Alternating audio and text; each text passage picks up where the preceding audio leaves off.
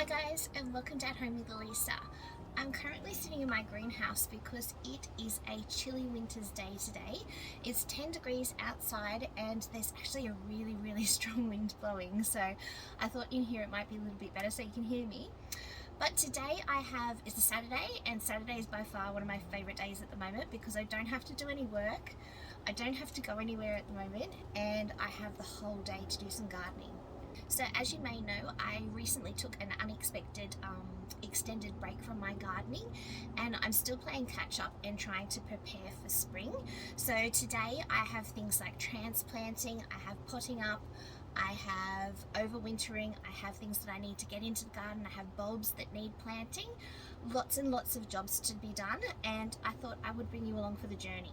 So my list is quite long on things that need to be done. Generally when I just do a gardening day, I just like to sit and just do whatever one needs to be done first, but also whatever inspiration hits first. So I quite often will sit down, have a cold drink, and then go, okay, well I'll do that next. Or I'll sit down, have another cold drink, and all right, let's do that. And I just work like that throughout the day. So that's the way it seems to flow really well for me. So let's see what we can get done today. So I just wanted to show you exactly what it is that we're working with today. I got a common mint plant just from our local Bunnings and also some potted colour as well. At the moment, just because it's winter, we're looking at violas and pansies, which I absolutely love violas because they will self-seed in the garden. So, you know, it's a little bit more bang for your buck. But look at these, aren't they beautiful colours? Absolutely love them. As soon as I saw them, I was like, wow, they just look like such a romantic colour mix. So I decided to get some of those, but first things first, I'm really trying to make an effort to make sure that I wear gloves when I'm gardening. I have recently seen a whole heap of redback spiders in our garden, and they're a poisonous spider where we live, so I'm trying to make an effort to really remember to wear gloves. My husband keeps reminding me, so making an effort to wear them. But I just wanted to start off just by planting some of those daffodil bulbs that I have. These are stored from last year and they're called precocious. I'll see if I can find a photo for you, but these are by far my favourite daffodil bulb. They just have the most gorgeous colours. It's strange to think that something so scrawny looking at this point of the year can turn into an absolutely stunning flower come springtime. So I wanted to plant just a layer of these ones so that I know exactly where they are, and then fill them up with some potting mix and then put the mint on top. Mint is a plant that you definitely want to contain in a pot. It can get wild and absolutely take over a garden. It spreads underneath the ground and it can really take over a whole garden bed. So definitely, if you're looking at planting mint, plant it in a pot, not in the ground. I'm so excited about this mint plant. I cannot tell you how much I'm looking forward to minted peas and mint in salads and mint in cocktails, and mint is my favorite, and I'm really excited, strangely excited, but looking forward to it.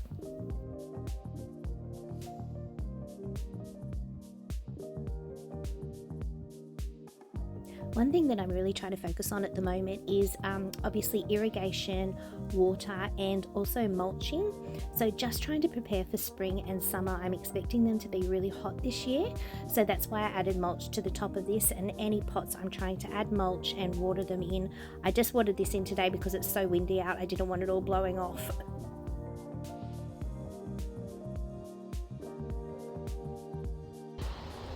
So with this garden bed here, it is currently a food bed. I have got cucumelons, which have definitely overstayed their welcome.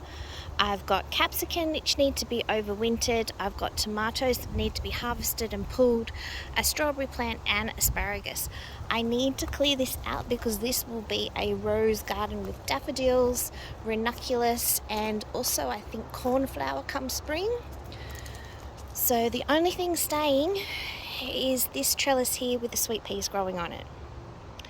Everything else needs to come out, and the reason being is that very shortly I will be opening up the fence and continuing this rose garden all the way back past that tree that you can see there.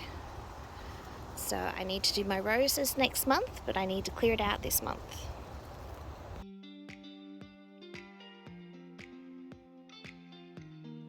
So what I'm doing here is just trying to harvest anything that may be still harvestable.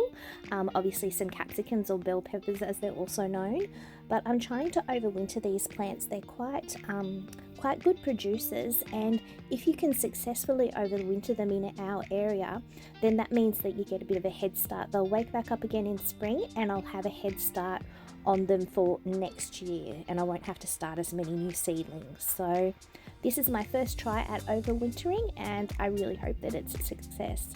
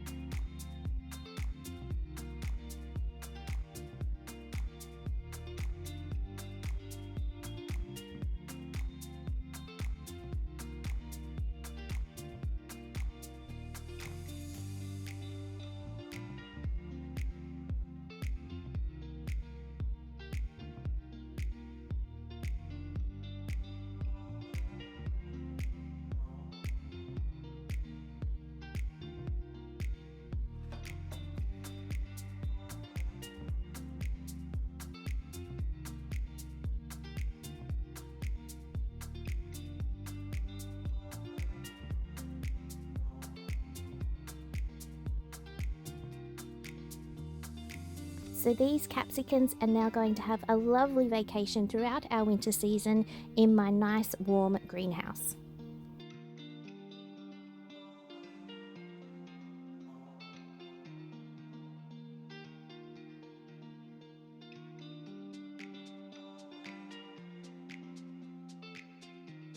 And now it's onto the tomatoes. So I planted a big red tomato and also some gross Lissy tomatoes. Both of them are really good producers, so if you are in the market for tomatoes, I highly recommend those ones. I harvested a whole heap of tomatoes and I actually ended up giving them to our next door neighbours because they were working on their property, and I just thought they would like some tomatoes because we are absolutely chockers in our fridge with tomatoes. There's only so many tomatoes that you can eat. But then I removed the garden stakes, and I was just removing anything that I could find that really needed to come out of the garden, like some name tags, just so I could get it all cleared out nicely.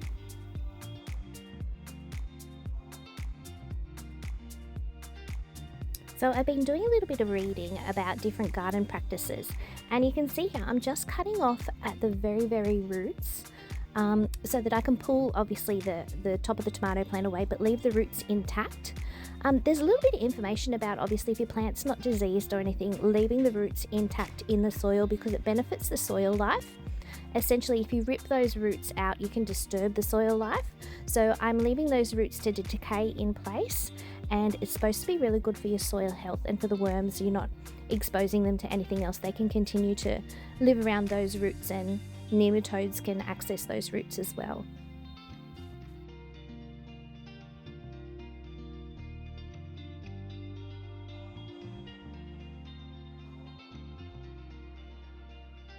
Anything that I do come across in the garden that gets ripped out, I generally just throw it into the chickens area.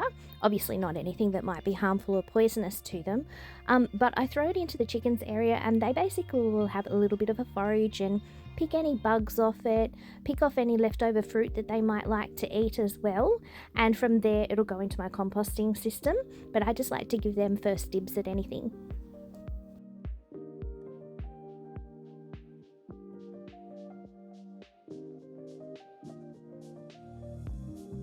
I cannot tell you how excited I was to actually get rid of this cucamelon. It's my first time growing cucamelon, and it's definitely something that I think I need to take out in about autumn in our area. They can stay year round, but we just don't tend to eat them when the weather gets a little bit cooler. They're nicer in salads. But I was looking forward to actually clearing this gate. As you can see, it's not functional currently where it is, and we will be looking at repurposing it very shortly. We need to do some further fencing on our property, and I'll be taking it out and replacing it just here with some more chicken wire fencing and using the gate as an actual gate.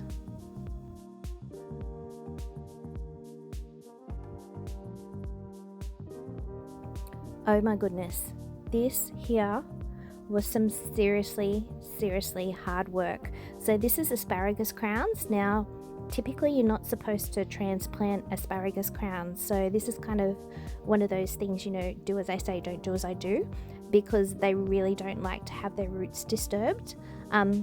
I can tell you why. It's because they're really, really hard to get out of the ground. I really struggled with this. I did have 2 asparagus plants that I ended up transplanting into another garden bed. And again, that's just because this garden bed will be a flowering garden bed and I want to run Greywater to it. Greywater, you cannot have any fruit or vegetables. So it needed to move and it was some hard work.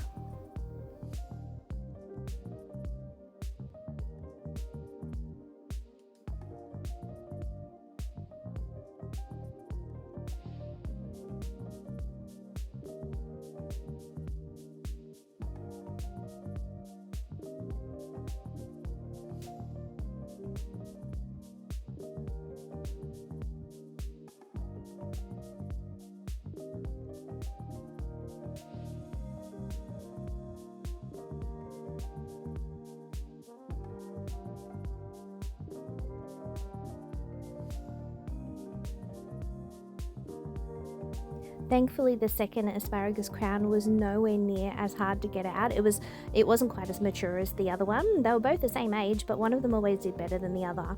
This one actually split up into numerous crowns. It actually was able to be divided, which was good because hopefully I can free it up and it can keep growing, but time will tell with this.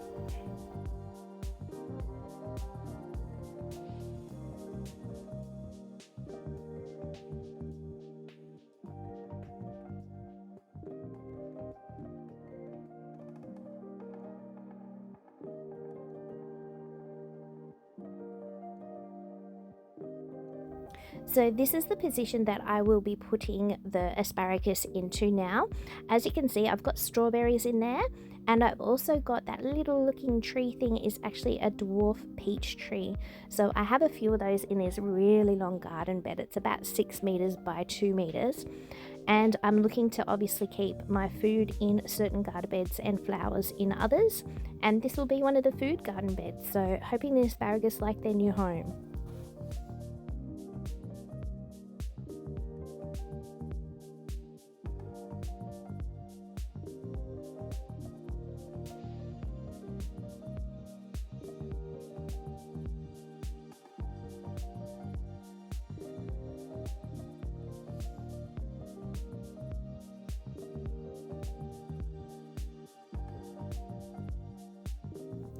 So I tried fitting it into the hole. Here you can kind of see my brain ticking over, and I made the decision to cut some of the roots. This is one of those things that you're not really supposed to do. So again, do as I say, don't do as I do. Or do some research, and if you're like me, decide to, live on the wild side and give it a go and see if it works. So I'll report back in summertime and let you know if I've got asparagus.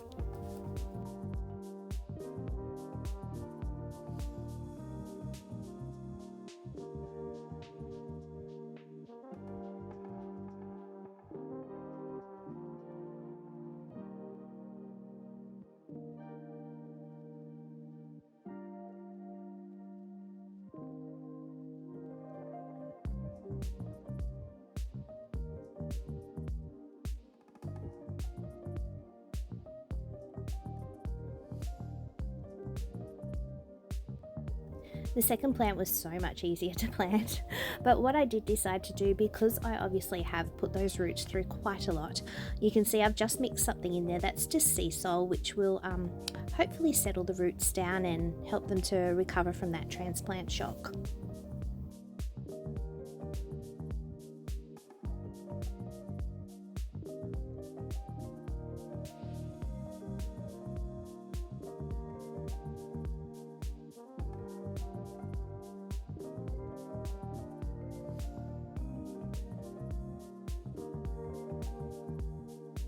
And lastly, this was my fun little project that I've been looking forward to doing. I just had this sitting around, this empty basket here, and I just thought it would look really nice if it was potted up with some beautiful violas and pansies and some daffodils or tulips. So I was so looking forward to planting this up and just having it as a little centerpiece here on my coffee table. I fell in love with these foxtrot tulips because look at the colors. Absolutely adore them. So I really enjoyed planting these in here, and I think that come springtime it will look absolutely stunning. I absolutely love doing little projects like these because they really do make such a lovely feature, I suppose, come springtime. They look absolutely stunning every year. I overcommit with the number of bulbs that I plant. Tulips aren't something that will survive in our area here, so I do need to make sure that I give them special treatment, but just for a few of them, I think it really is worth it.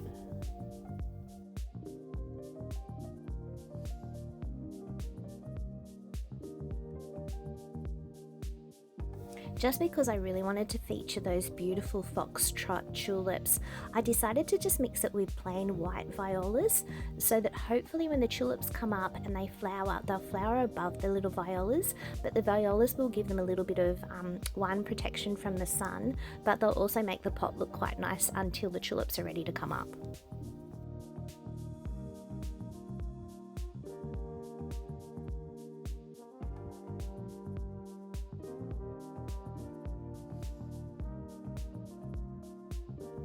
So you can see here, it doesn't look anything flash at the moment, but come springtime, it will look absolutely beautiful, I think. And it just looks kind of cute and sweet in the middle of the coffee table in the meantime as well.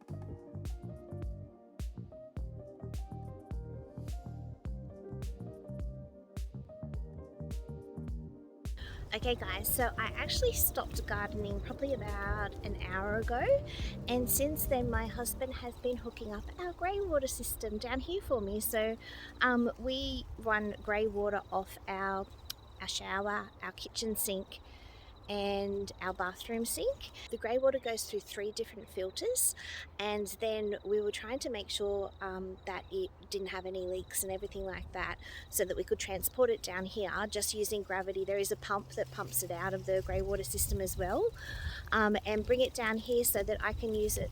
It's safe to use on flower beds and on fruit trees, so, and any other trees. No natives will absolutely hate it. Yarrow will hate it, carrots will hate it. I would not use it on any food crop at all, but I will have some designated garden beds that will just be for flowers coming up, and that's one of the reasons I was clearing that tomato garden bed out as well. So let's have a look and see what we got done today. So I obviously ended up with a lovely planter here on my coffee table. This table is just so lovely. It's just I think it's a concrete, and it's fantastic. And I wanted something in here just to make it look so pretty. So it's just got little white violas. Sorry, the neighbours are using some earth moving equipment next door. But it's just got some white violas, and I planted out those beautiful, beautiful pink tulips, and I cannot wait to see what they look like. I think they'll look absolutely beautiful in this. I just had this sitting around, and I just thought, well, I'm going to use it instead of just stashing it away. So absolutely love that. And then just as you come inside the gate, I have this one here planted up with my favorite precocious daffodils. They're my absolute favorite, and mint. I am so looking forward to beautiful mint this summer. Mint would have to be my favorite of all the herbs. I absolutely love it in salads. I have so many dishes. I have cocktail recipes, alcoholic and non-alcoholic, and I absolutely love mint. So I really missed it last summer, and I'm so looking forward to this just absolutely going crazy, and I cannot wait. And this is what my husband was working on. This, as I said, is our Greywater pipe. So we will dig it in underground. We just want to iron out some problems in the meantime, just to make sure that the flow is correct, and basically that there's no problems before we go and actually bury it in the ground. So this system here is my tap setup. So I plan on essentially running one garden bed, another garden bed, another garden bed, and another garden bed. And what I'll do is every day when I come down to do the chickens of a morning, I'll just flip this either on or off. So each garden bed will have 24 hours. So at the moment I've obviously just got the one hooked up. We literally just finished it 10 minutes ago. So we'll have this one hooked up for the next 24 hours, and then, you know, in future I'll have different garden beds connected to all of these, and that will be for Greywater, and it will be flowers only, no vegetables. So as I said, this will be a future rose garden, and we had a great, well, I had a great time actually clearing it out today. I was so glad to get rid of those cucumelons. They were driving me a bit crazy because they are just so prolific. They're a summertime only thing for us. But I'll be putting roses in here, daffodils, ranunculus, bearded iris, and I believe cornflower. And then when the cornflower dies out, I was planning on putting zinnias. I did find a tiny little ranunculus. I had them here last year, but we had flooding and I thought all of them had washed away, but clearly not that one. And this garden will continue out to around about here somewhere. So looking forward to that. I am going to be moving my roses next month. They're due for a prune in July, and that will be when I transplant. Basically I'm just looking to transplant anything from, you can see the edge of my garden bed here, that way. So I think I have 2 or 3 roses that I will move because I'm creating the pathway through to the new garden extension. So we will be doing the fence for that garden very shortly, within the next month or so, and I will need a pathway into the new area. And the blue metal that you see there will actually be going into the garden in here over the top of some landscaping fabric I've got. And here is where I transplanted out the asparagus. Now, this is definitely a risk. Will they survive? I'm not entirely sure. I hope so. So what I'll do is over the next couple of weeks, I'll give that a weekly liquid feed of sea salt, which is a fish emulsion liquid fertilizer. And hopefully it's really good for root stimulation. So hopefully that helps those roots to get over the transplant shock. And I'll also keep an eye on the soil level as well. I don't want it dropping too much because those crowns need to be at a certain depth. So that's what I was really trying to be conscious of when I was replanting them. Hopefully they survive. If they don't, then you live, you learn. But this will be a food producing garden bed, whereas the other one will be on Greywater and will be flowers only. So the whole garden bed here will be Greywater. The rose garden bed going along the side will be Greywater. This one here, raised garden bed, is for pure water only for vegetables. Same thing with the twin one. Same thing with this one here. It will be just pure water only. And once I remove the yarrow out of this, it will absolutely hate the Greywater. So I will move the yarrow, which I was planning on doing anyway, and this will be a Greywater garden bed,